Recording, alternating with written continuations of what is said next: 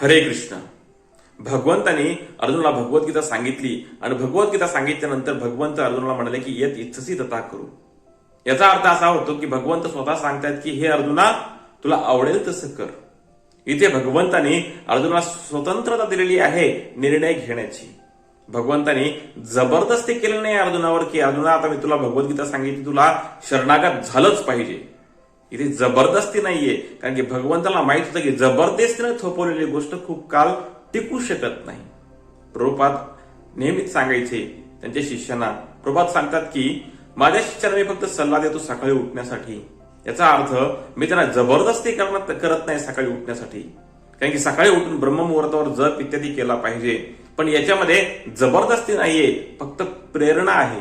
म्हणून जबरदस्तीनं थोपवलेली गोष्ट, जबरदस्तीनं धार्मिक गोष्टी कुणाच्याही वर थोपवलेल्या ह्या खूप चिरकाल टिकू शकत नाहीत. म्हणून सर्वात महत्वाची एक गोष्ट सगळ्यांनी लक्षात घेतली पाहिजे की आपण प्रेरणा देऊ शकतो, आपण सल्ला देऊ शकतो किंवा कुणाला मार्गदर्शन करू शकतो. आणि एवढं केल्यानंतर प्रेमापोटी आपण त्याला निर्णय घेण्यासाठी स्वतंत्रता दिली पाहिजे, कारण की त्या स्वतंत्रतेमध्येच सर्वस्व सामावलेलं आहे.